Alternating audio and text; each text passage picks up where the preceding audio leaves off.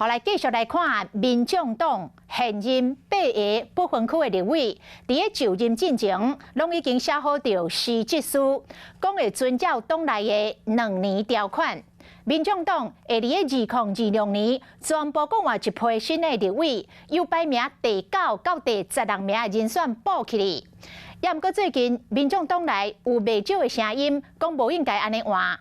党主席郭文哲回应讲，规矩已经定落去，就是安尼，爱照起工。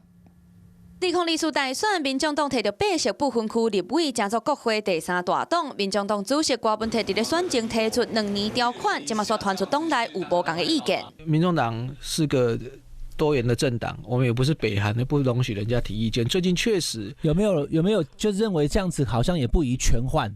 要选县市长的可能 OK， 但是没有要选的建议很多。就譬如说，莫安尼换。2年条款是这样的，规定既然定了就是这样。郭文哲出面拍火，讲2年条款就是现任8个立委就任进程拢写好辞职书，按算伫2026年全部换掉。由不分区名单第9到16个人递补，立委的工课要安怎直接共款互人关注。台湾民众党一向都是一直让社会的新生力量会进来，那不叫菜鸟，要素人的，一定要当过议员、当过什么的才可以做啊。这个也不是这样嘛。我们也都在积极的准备啊，对我们后8位来讲，我们绝对有信心可以胜任的，可以进到立法委员职责的。排名14的陈清良将有信心准备好伫咧立院顶一个，除了2年条款，民众党立委拢有认领责任区，准备投入2026县市长大选。不过，南洋的新北市议员李家凯就质疑黄国昌唔敢来选新北市长。如果代替你回答就是。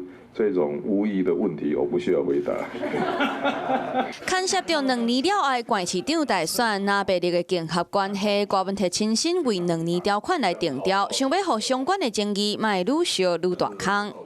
Hello， 我是陈雅玲。想要抢先掌握最及时的新闻资讯吗？赶快订阅、按赞、开启小铃铛，锁定华视新闻 YouTube 频道。